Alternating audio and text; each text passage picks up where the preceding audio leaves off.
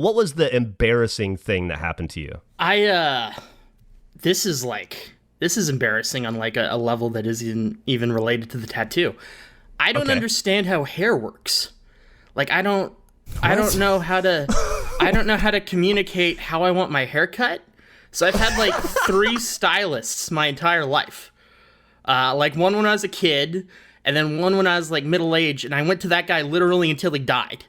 And now I went to this third guy. This is how it goes. I meet a guy, we come to an agreement on what it'll look like. If I like it, then that just becomes the thing, and I just say, just give me what I normally get. Because I don't know how to verbally communicate what I actually want. The problem is that guy switched. He was stressed working at a salon, so he switched to work in a retirement home. So I get my hair cut at a retirement home, which is not a place you want to go to with a Mike Tyson tattoo. I really should have. Or at all, right? Not a place you can go right now, right? No, that's another problem. I have no idea when I'll be able to get my hair cut. No clue. It could be months. Probably will be months, but it might even be longer. How old are you, Andrew? You're like 24, 25? 25. You're a 25-year-old man who goes to a retirement home to get his hair cut. I didn't choose the Listen, he went there. I'm loyal. I get my guy. I stay with my guy. That's too loyal. That's too loyal. I don't know. You Canadians are just too polite. Well, honestly, it comes down to I don't know how hair works. Like, do you know how hair works, Gavin? Like, when you get your hair cut, what do you communicate? Yeah, I mean, it's along the same lines where you're just like, hey, try this, and then you eventually find one that you like, and then you stick with it. It's like when you're creating a character in a video game and you just hit X to randomize until you're like, that one looks all right. Yeah, I agree. I don't like, there's probably a thing, I don't know. I'm not even going to pretend that I have any concept. I have zero understanding of how hair works. So I go to a retirement home. And, before you go on, I want to know how far you would have gone to follow this guy. Like, what if he like moved to a volcano or something? Would you sack him off at that point? Is the volcano local?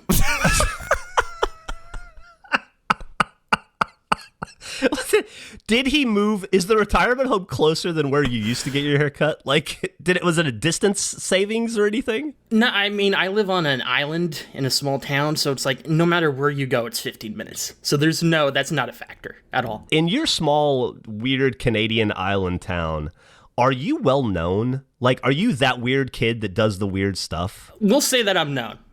I'm known in some capacity. Known in some capacity. Yeah, a bit of a local celebrity. A little bit. There may be people wanting me to run for mayor. Yeah. Andrew, do you, speaking of facing, which is what this podcast is, do you want to talk a little bit about your, I don't want to say a war, but your No, interesting we became friends. Yeah. How you befriended, was it the Australian post office? It's the Australian post office, yeah. We talked a little bit. You and I were just kind of getting into collecting cards. And I had just learned that they made entertainment cards, like for movies. Like they had Rocky 2 cards and Jaws cards. A lot of cards from the 80s, but they even do it for more modern properties now. And I kind of became obsessed with trying to collect like the dumbest autographs I could find. Like I bought a bunch of Battlefield Earth cards and got a Forrest Whitaker signed Battlefield Earth trading card. Before you go any further, I gotta know, do these cards hold any value? Oh, no. Okay, absolutely these are purely face collectibles then. Purely face collectibles. In fact, I'd say the less value they hold, the more valuable they are to my heart. Do you think you might have the only Forrest Whitaker autograph with no value? It's, you know what, honestly, I might have the only Forrest Whitaker at this point. It was a really rare card. He signed like 500 of them, and they thought that movie was going to be big, so they made a lot of cards. It was a really rare get. I don't know what the numbers are, but it was like a super lucky pull. When we make the official face collectible guide, we'll put that one in there for sure. Did you say officiable? Officiable. Officiable. Did I know what I said? I think you said officiable. Did I? No, I think I said the if I make the officiable, that's what we're going to call it. The official face collectible guide. It's the official list.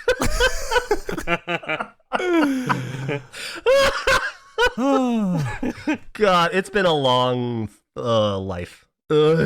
Still going though. Dude, I turn 45 pretty soon. Shit. Yeah. That's halfway to 90. I know, dude. Halfway.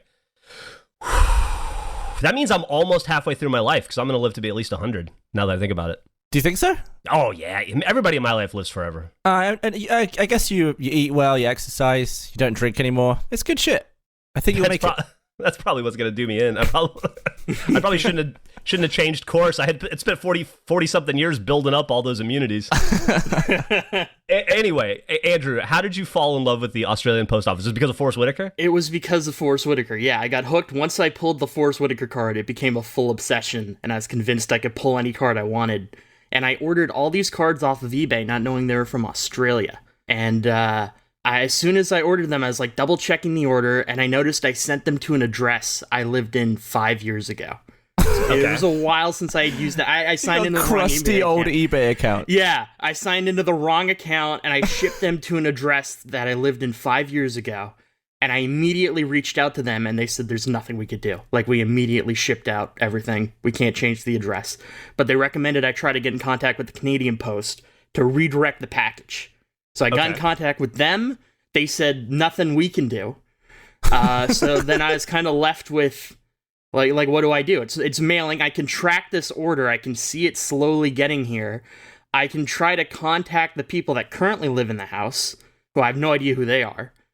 Or I could try to steal my package back, because I'm not. Is that illegal? Is that a crime if I'm stealing from myself? Oh, I think the trespassing part is a crime. That is true. Yeah, trespassing. But if I took a package addressed to me, because they have no idea it's coming. If you saw someone sprint away from your front door with a package, and then they just turned around and yelled, "It's mine," would you be like, "Oh, okay"?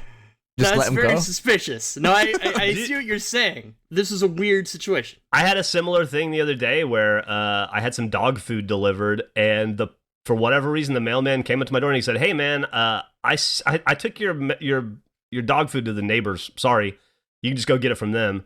And it's like a big ass bag of dog food, like probably 40 pounds or something. And so I walked over there and I was picking it up to bring it home, and I realized they have a Ring camera, and I'm like, my neighbors think I'm stealing from them. And then I was like, what do I do? So I stop and I look at the Ring camera and I addressed it and I said, "Hello, I don't know if you can hear me. It's your neighbor. And then I picked up the package, and then I put the address and the name in front of the camera, and then I thought I better hold it for a while in case it's wobbly. And then I realized I had just been performing in front of their camera for like 45 seconds, and I probably looked like a lunatic. And if they hadn't called the cops on me for stealing a package, they definitely would for whatever nonsense they thought I was performing in front of them. I bet they were watching the footage like with the sound off, and they're like, "Oh, he's taking our package. He's using the package to block the camera's view of his face, and now he's leaving."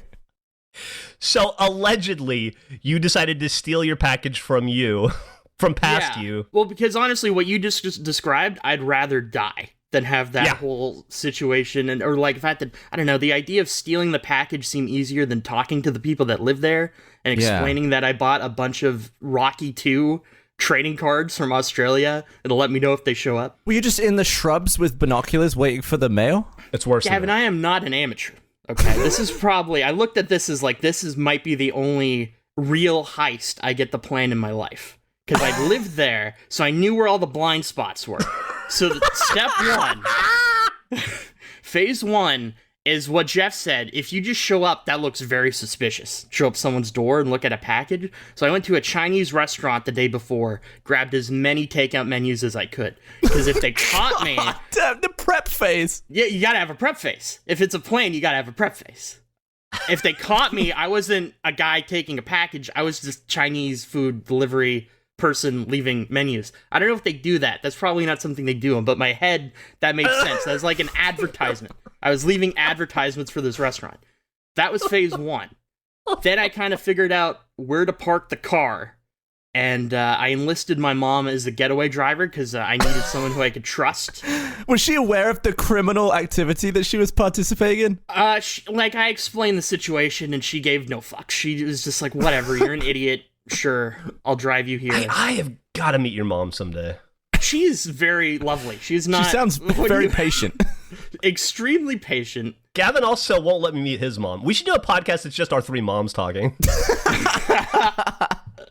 Is talking about their ultimate face was giving birth to us. Yeah. What's disappointing about your son today? Well, let me tell you. Okay, so your mom's your getaway driver. She's now an accomplice. She's going to go down for this. I know she won't talk. I can rely on that. I feel pretty good about that. So we park the car. I get out. I leave the door open because I'm planning on just like going quick. Also, I should mention that whenever there wasn't a post, like we didn't have a mailbox when I lived there. So everything they would leave at the front door, or typically the Canada Post doesn't even deliver the package. They'll leave you a card that you take to the post office to grab your own package. So I was assuming I'd find a card there. So I get out the car, I tiptoe, I do my moves. It's very intense. This is an exhilarating, 10 feet that I walk. I get to the front of the house, I panic, I decide I don't want to go back the way I came. So I start doing like hand signals to try to get my mom to loop the car around, go down the block a little bit, but she has no concept of what I'm trying to relay to her. It was a mess. So I'm just throwing hand signals for like 30 seconds. She eventually gets it. Being a reasonable person, she refuses to drive with the car door open. So she gets out of her side, closes the door, and I'm freaking out about every noise. Loud car door slam, walks to my side, closes my door, another slam. Your mom's freaking you out. The sounds. It can blow my cover. I'm deep, Gavin, at this point. I'm in the heart of this move. I'm near the door.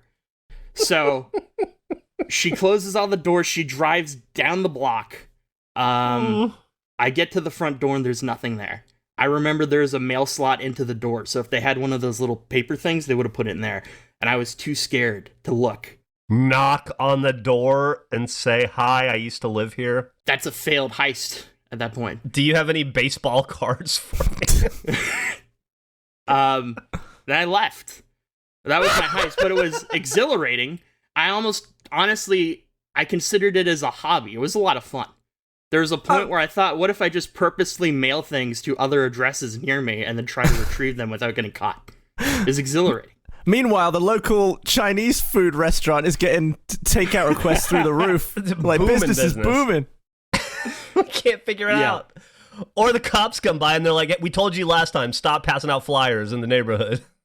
That's illegal. No unsolicited flyers."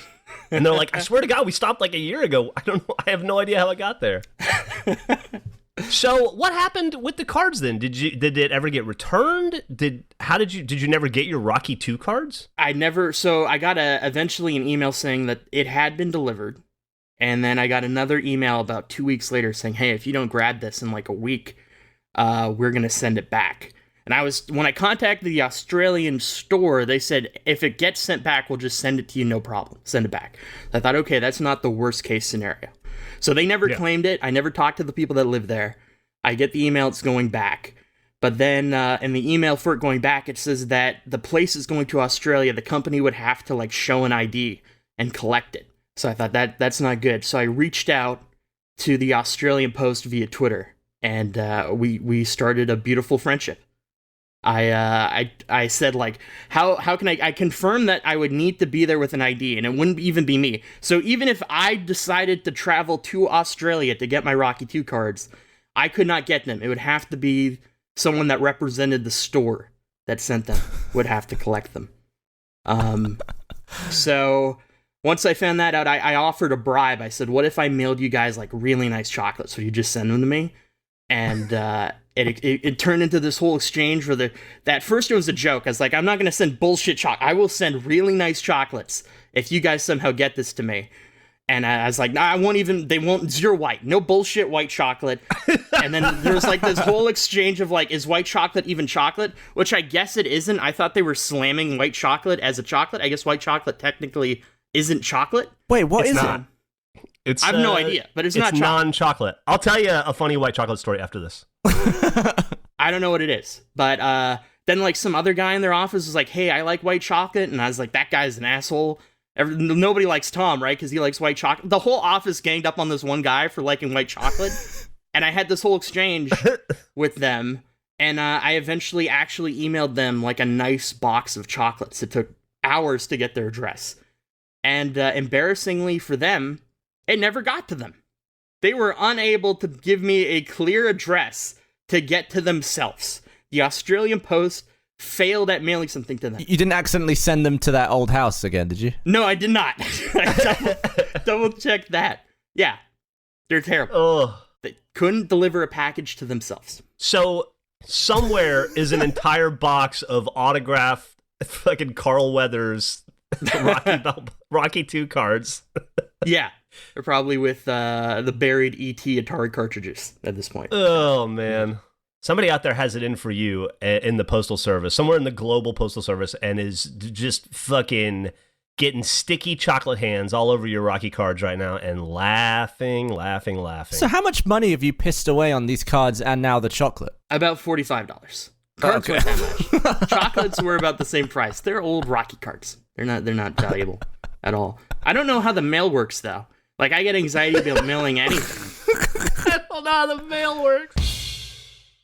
Hey, what was the... Didn't you have a thing at your house? I mean, you moved recently, but didn't you have a thing a couple months ago, Andrew, where you were convinced somebody was putting, like, badger cages in your yard or something? Oh, yeah. What does that mean? Wasn't badger cages. There was, I think, like, someone living in my backyard for a period of time. And that's how it, like, came to light. I was up late one night, and I keep my window open. And I could hear, like, footsteps outside my window, and I was on a second story, but it was just our backyard. And it didn't really sound like an animal, but I kind of ignored it, even though it freaked me out. And then it happened again another night, the next night at around the same time. I heard it again, so then I started really thinking there's somebody back there. And then it happened a third night in a row, but it was earlier, so I said, fuck this, I'm going to see what's out there. So I grabbed a shitty flashlight, and I couldn't see anything. And I walked on my deck, and I just started shining it in the backyard. And all of a sudden, I just heard something bolt that sounded like a human. Like it was too slow to be an animal, and they moved through like all the bushes on the corner of the yard. And that was terrifying. How many legs did it sound like it had? It sounded like 2. It sounded like a pretty big person just trying to like move out because they saw the light. And so that was creepy. But then you kind of just forget about it over time. And then we were moving, or the people below were moving. And there's some issue where, like, they couldn't reach something behind the house, and there was all this garbage there from someone who had previously lived there. And in conversation, they were like, so why did you guys put those hamster cages down here? And we said, what do you mean? And they said, well, why are there... We've been here over, like, the last 6 months, there have been, like, 4 or 5 hamster cages added to this trash pile. And it wasn't us, and it wasn't them. So whoever was down there was putting hamster cages. Do you think they were releasing hamsters in your yard and then just putting the hamster cage down? I have no idea, but it was weird. It was a weird week. Jeff, you were in like Europe. I was like messaging you at like 2 a.m. like, there's a hamster person in my backyard. You're like, somebody's living in my yard and I don't know what to do. And I was like, you're insane is what you need to go to the doctor is the problem. Nobody's living in your backyard. And then when you told me no, and they're putting hamster cages, or I thought badger, whatever, hamster cages in my yard, I thought you really have lost the plot. Fuck. Do you have an enemy on the island, maybe, that's trying to drive you insane? Have you considered that? You know, that was before my lasagna championship days. I really fumbled on lasagna. That was a real struggle, but I got over it. That is now the official way to pronounce lasagna. Official, yes. Add it to the official list. Yeah. Gotta really just struggle on that LA, but keep trying. Gotta keep trying till you get over that hump. Did you ever find a hamster? No, I didn't find anything. They were gone after that, but I think I heard a similar noise like 5 or 6 months later, but it was only one night. Is this why you moved? No, it is not why I moved, but it was a great, it's like I'm not going to miss the hamster person. Gonna be mad, like, why didn't I get my tip at Christmas? Living in your backyard. I would love to know what was going on with those hamster cages. If they were trying to release some sort of plague on you, or if they were trying to capture, maybe they used to live. All right, here we go.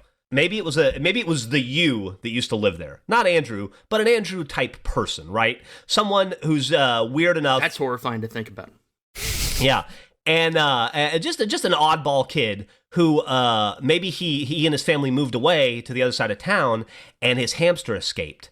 And so every night he would come back, or maybe like once a week when he could get away, he would come and release a hamster cage in the yard and fill it with stuff, hoping that his pet hamster would be triggered by it and that he could recoup it. And every night you would scare him off before that moment. I mean, that's a narrative. That was complex.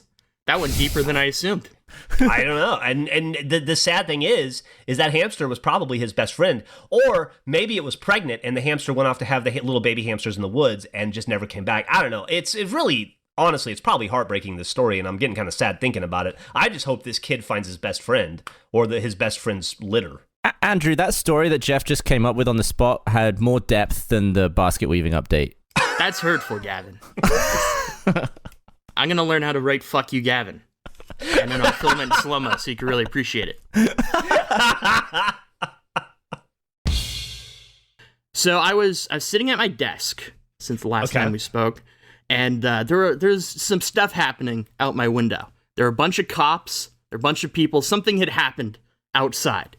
And so I kind of walked away for a minute. I was watching from my window, and I saw all these people, a lot of cops, a lot of people, and I noticed this woman with 2 bags. And she, like, kind of walked past the cop, and I thought, that's interesting. This seemed, something might be happening here. What's in those bags? It was like a mini investigation. I was like, where's she going? What's she going to do? So I was watching her, and she walked past the cop. Then she started walking down a little bit, and she went up this little hill. And I could see it's the back of a business, and they have, like, a grass parking lot. I'm like, that's also weird. Is she planning the bags? Like, what's in the bags? What's going to happen? And she keeps walking a little bit more.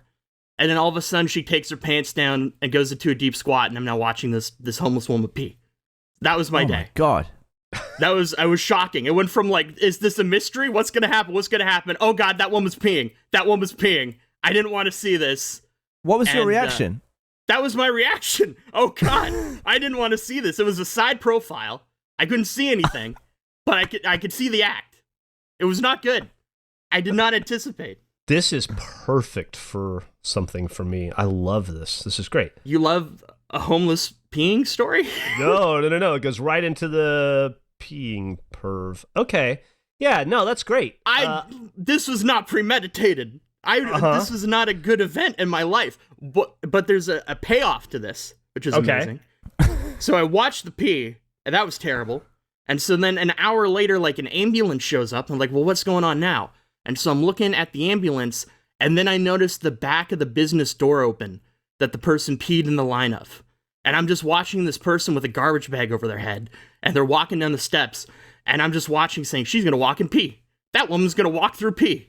And she absolutely walked through pee. I felt so bad. It was like watching a horror movie and not being able to yell at the characters. There's nothing I could do to communicate. Don't step through that. She totally did. You could have yelled. Well, that'd be weird. What, am I going to just yell from my balcony? The pee! What would you have yelled if you'd have had slightly more warning? I think I just would have yelled pee. I would have yelled, hey, pee, pee. That wouldn't have helped anyone. How could I have? You're not describing anything. You just sound like a madman. Yeah, but sometimes when you describe, people don't know. There's a lot of people. They're going to look at me. You think, like, I don't know. I don't think I could have helped. I had like a 5-second window. I feel like you could have yelled, that is a massive puddle of piss. Well, I also didn't know if they'd walk through it. There's a possibility they wouldn't. And you didn't want to think like you overreacted. Yeah, and then also, to Jeff's point, I seem super fucking weird. Am I the pee guy? Like, now I'm the pee guy. Like, this was a coincidence that I'm not the pee guy. It happened once. It was a coincidence. No, I'm not. Yeah. I witnessed it. It was terrible. I felt bad. She probably still doesn't know she walked through pee.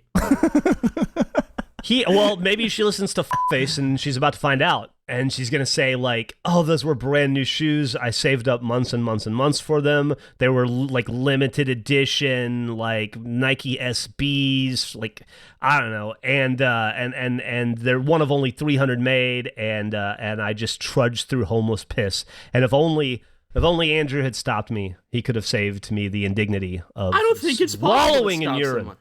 What would you have said? Stop! Well, what, she's gonna know? There's nobody stops. If you're yelling at a crowd of people to stop, I don't think most people stop. I think maybe a few do. I think you'd get lucky at that point.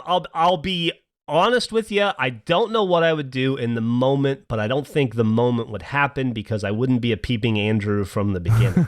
You don't, if there's an ambulance outside your window, you do not peek at the ambulance? You weren't looking at the ambulance, you were looking at a homeless lady peeing in the back alley. I didn't know first of all, it's the back of a business, not a back alley. This was a very public area. Second of all, that's not what I wanted. I thought I was getting a mystery, Jeff. I thought this was going to be a good mystery. You got a mystery and you solved it. The mystery of is Andrew a peeping Tom? Yes. No. If you'd have known that, okay, so if you knew that I was about to watch you walk through piss and I didn't say anything and you just walked through all the piss, would you be annoyed at me? Well, if I said what's the context? Is it just you and I? Is it the same scenario? What is the context? Yeah, so I'm you in your situation. You're okay. No, I'm you. You're her. No, okay. You're the person who was walking through the piss. Okay. And I call you 2 hours later. I'm like, Andrew, you walked through a piss today.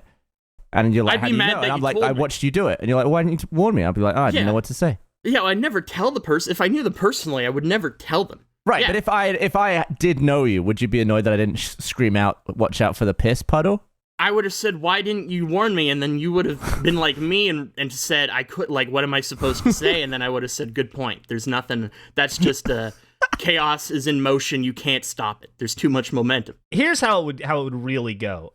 Gavin, hey, Gavin, earlier today, do you remember we were hanging out? Yeah. And I waved at you and you came over. You walked through a puddle of a homeless lady's piss. Oh, I mean, did you wave me over so I would walk through the piss? 100%. I steered you toward the urine. I don't like you anymore. I know.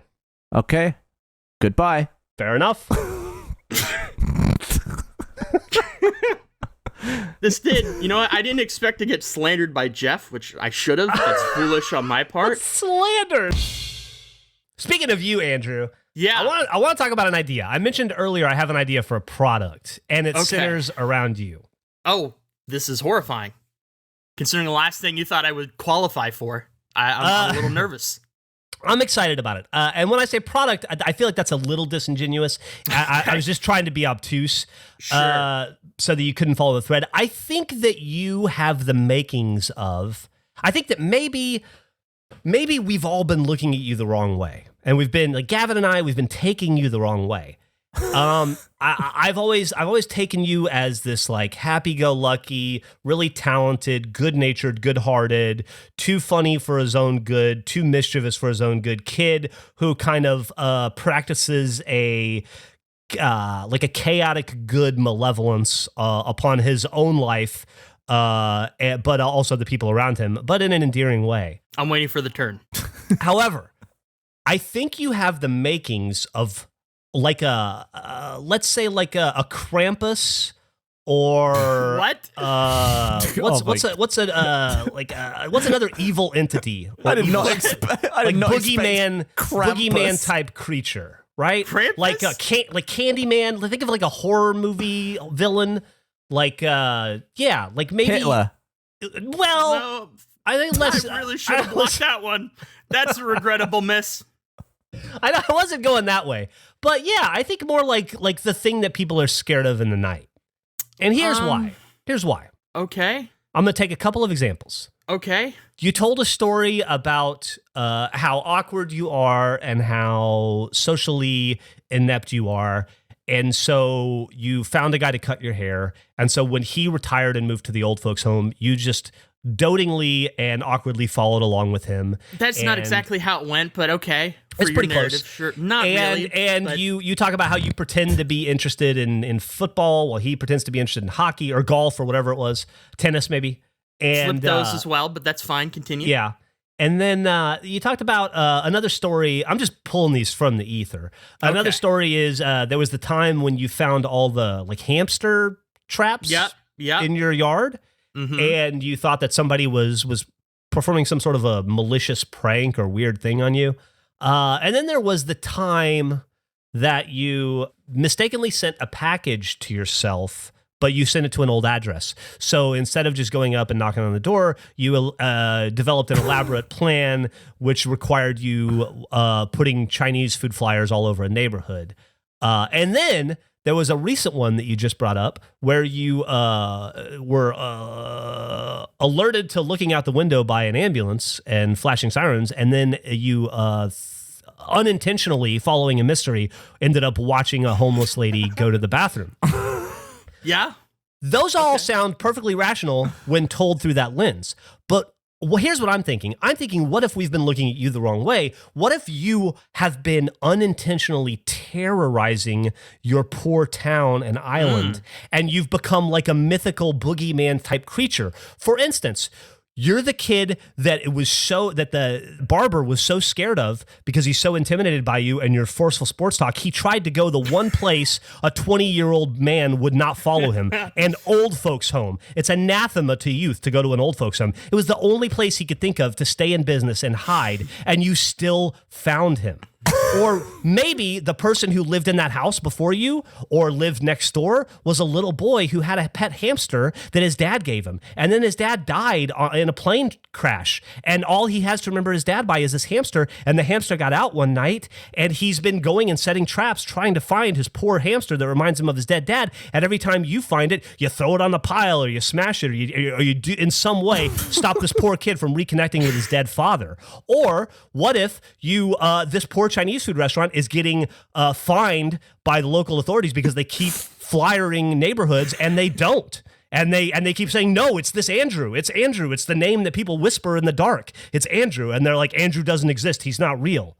What if there's a poor homeless woman who's like, every time I go to the bathroom, there's this pair of eyes staring at me through a window. It's Andrew.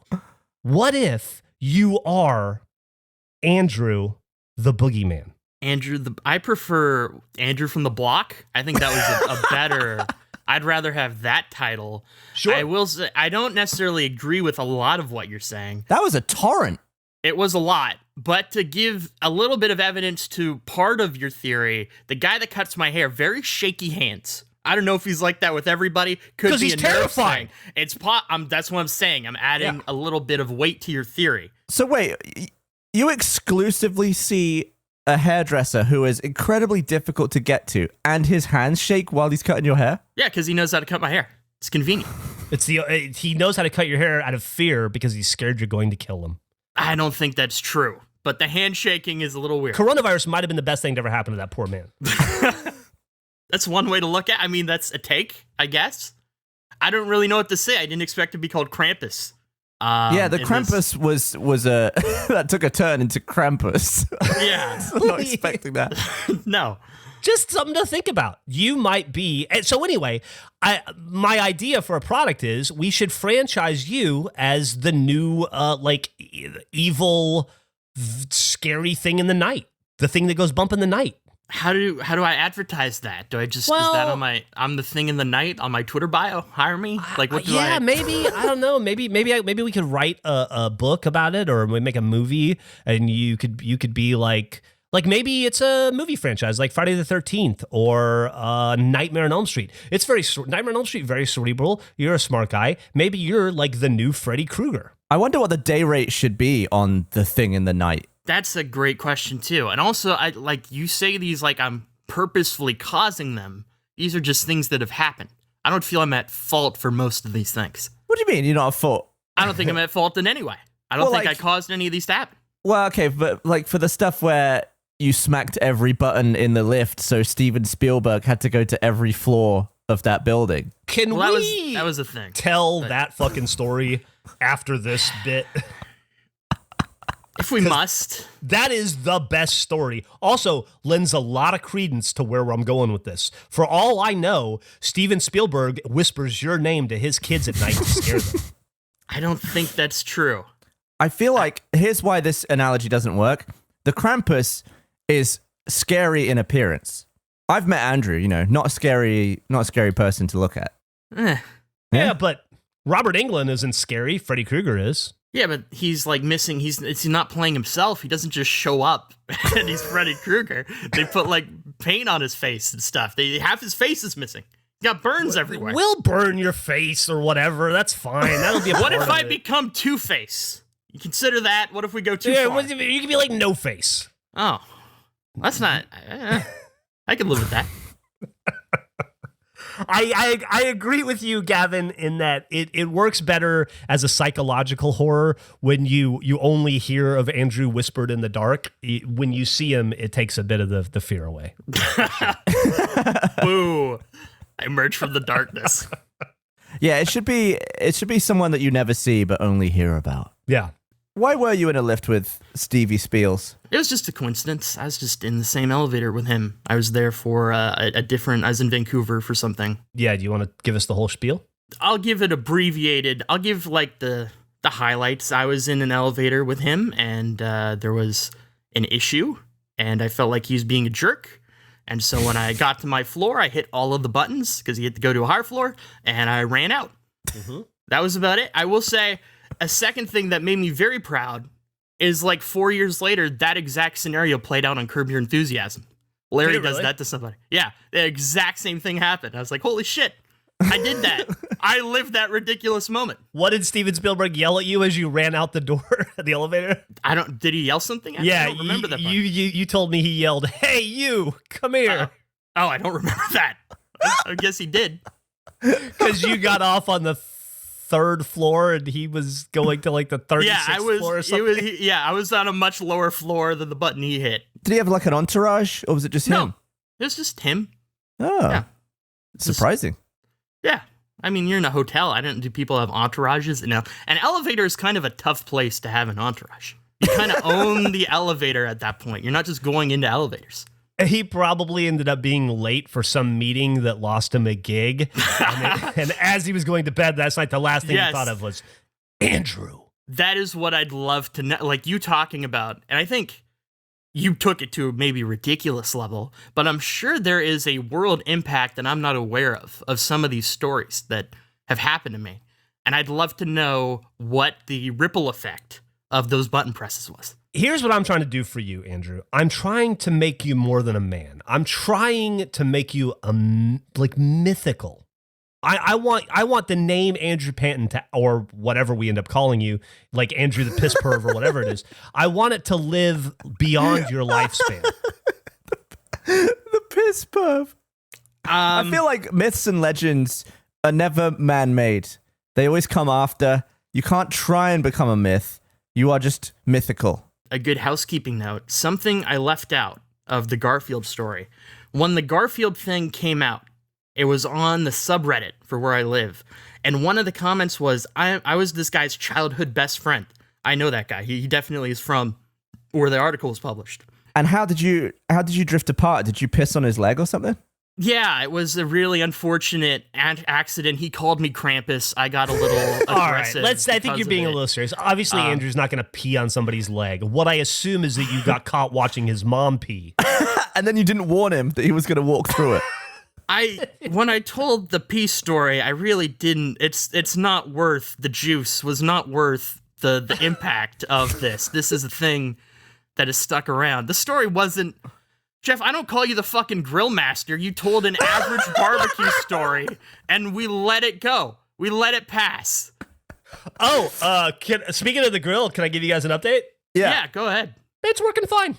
Yeah, great. Things are good. Yeah, good. You got the thing. Yeah, no issues. Yeah, everything's good. Good to know. You're not pissed off that it's a floor model? Nah, it's fine. It still cooks the same. Great. I'm happy for you. You got to introduce the next faces. P-Boy and Grill Master.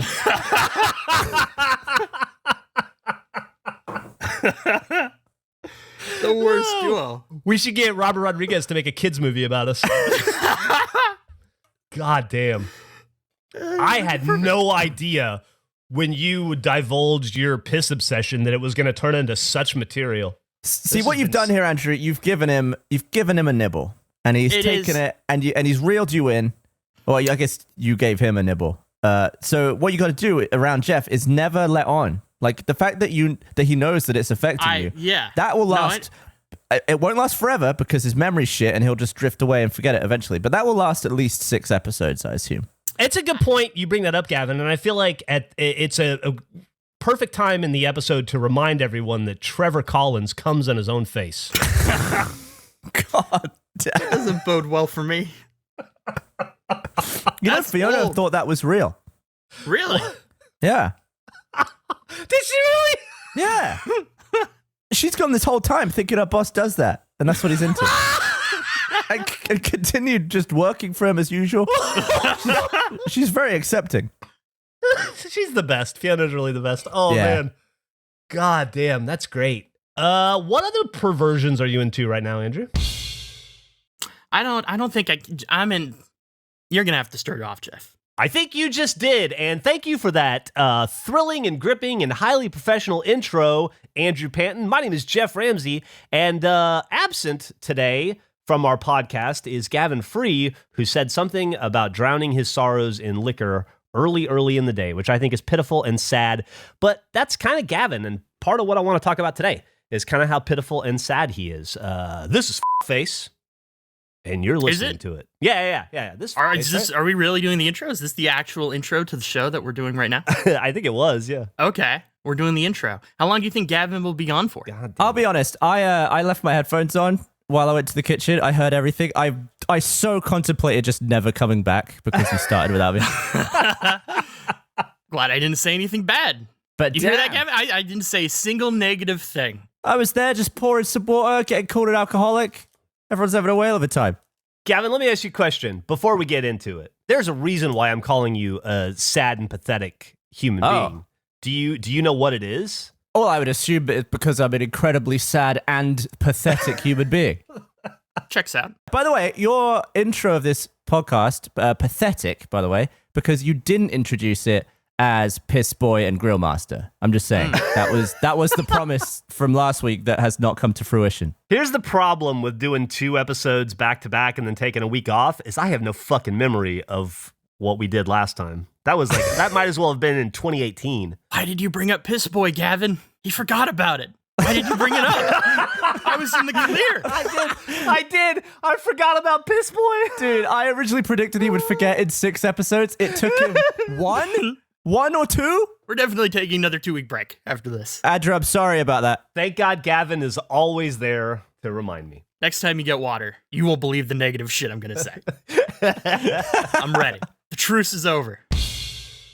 Oh, it's me, Gavin, with Piss Boy and Grill Master Face 11 or 12. I think it's 13. It's way too high. What is it? It's just shit. Too much? I mean, it was a little too much, but what number are we on? I think it's 13. I did get out of Twitter jail, and I've been talking to a lot of people. Since we last spoke, I've had around 800 different conversations with people. So you got dissed by 200 people? No, those are the ones I haven't gotten back to yet. Okay, gotcha. I still have like 195 more to go, but I've had 800 talks, and they're really awesome. They kind of like ranged from all over the place. I had some surprisingly serious talks, and then conversations that were literally people just sending me audio of farts. So we kind of went all over the spectrum. Wow. Did you get any good ones that you want to play? Did you get release forms for those farts? No, I didn't get release forms. Do I have competition? Is that what I'm hearing? You might have some British competition, Jeff. Okay, all right. I'm sorry to inform you. I'd like to hear a dignified fart. Like a fart with a monocle. Yeah. Like a stately fart that's in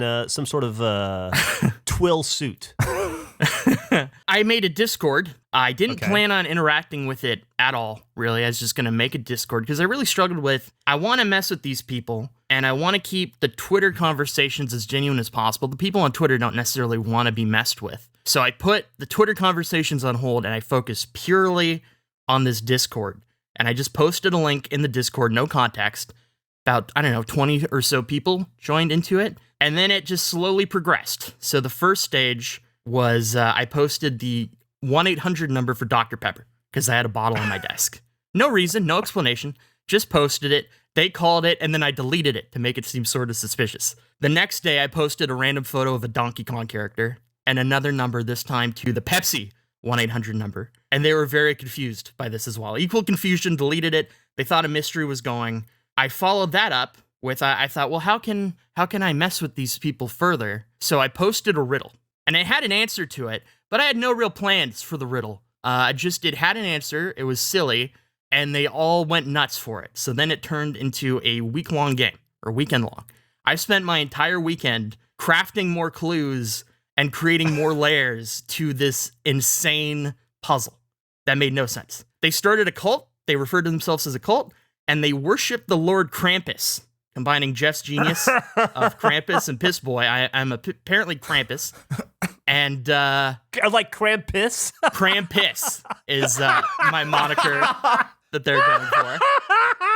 And I'm going to share with you a file they made. This is the case file that they were using to solve these riddles. It's dense. I became a really shitty riddler, essentially, over the weekend.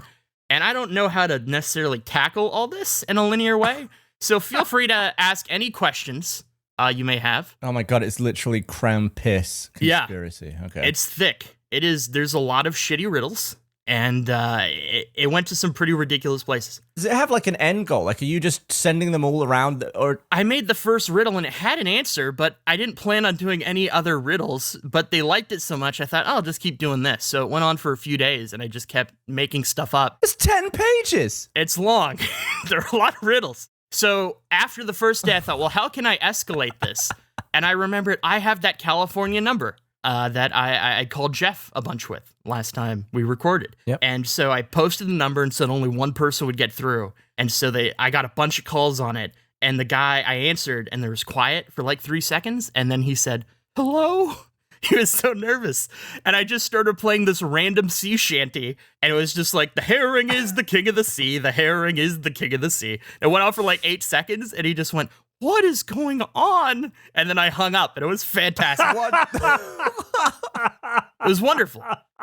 So yeah, I didn't do the puzzle thing, but instead I made a elaborate riddle filled with phoning thing. I bought a Swedish phone number that just happened to have a 666 in it. So that was amazing. They were calling all over different numbers from across the country. Was it coincidentally a 666, or did you seek that out? Yeah, I didn't seek that out at all. It was just a randomly given number to me. You made a pointless ARG. You made an AR no G. Yeah, exactly. They didn't, it was all online, obviously, but yeah, it got ridiculously elaborate. I used a Kangaroo Jack trailer. I made another Gmail account to leave comments on YouTube videos for them to find. It was ridiculous. They had no idea what was going on. What's this Matt Bragg thing? So that was another problem. Most of them didn't follow sports at all. And so I tried to leave clues that were sort of Rooster Teeth. It had nothing really to do with Matt Bragg. Matt Bragg happened to be born really close to where the actual answer of the riddle was. Oh. So that was the clue. Teletubbies, the Heisenjake connection. Yes! Oh, the Heisenjake connection was so good. So on the second day, I told them, because a bunch of my friends were also in this Discord, I told them that they had a snake in the grass, and they had to vote somebody out of the Discord. They had to try to figure out whoever was purposefully misleading them. Jesus. And so they were trying to figure out who it was. And after that process, I just thought, well, it'd just be funny to reveal other people. And Jake, who I've talked about quite a few times and pulled a lot of pranks on him, his alias is Heisenjake. And I remember, Jeff, in a video from like 5 years ago, a Batman Let's Watch, you say, I'm Heisenjake, doing the Batman voice. And so I dug that up, and I had somebody else say, I just found this, what does it mean? And they posted it, and everybody freaked out. They had no idea how to take that information, and then I immediately banned Jake. That it was me saying I'm Heisenjake? It was you saying you were Heisenjake. And it's such an obscure, like, weird joke. They didn't know how to take it. I banned him so he couldn't reply, so it looked like he fled immediately. And it was ridiculous. Who's Denise? Denise, that's, Denise is funny. Denise is Jeff's daughter, Millie. She was voted out. Oh, shit! They kicked Denise out, aka your daughter. They thought that she was suspicious, and she was the person who was removed. So my daughter was the person that got voted out from the group. Yes, that was who they assumed the spy was. I gotta say, you guys, I knew that you guys were up to something because Millie she was giggling the other night talking to you. I didn't realize that she was involved in this. That's very fucking funny. She kept it quiet the whole time. She never mentioned anything to me. Maybe she was embarrassed she got kicked out. She was not thrilled. I didn't consider that she could rejoin from an old invite, so they voted her out, and then I told her, oh, you got voted out. I'm sorry that happened. And she rejoined like an hour later. I was like, what the fuck is going on? Like, how dare you? And they didn't know how to take that either. So it was great. Just added to the confusion. How many people ended up in this Discord? I'd say there were probably between 15 to 20 that didn't know anything, that were along for this ridiculous ride. So where did it end? Or is it still in progress? No, they solved it on Monday. So I guess it started like Friday night, and they solved it near the end of the day on Monday, but it was insane. How did they solve it? The riddle had an answer. And what was the answer to the riddle? Sonny Jurgensen. He is this old retired Washington Redskins quarterback that did commentary for them. And it was an inside joke between a friend and I. She'd be driving home and all she'd get is that radio feed. And Sonny Jurgensen is kind of a legend for that team, but he would do commentary and he was completely useless.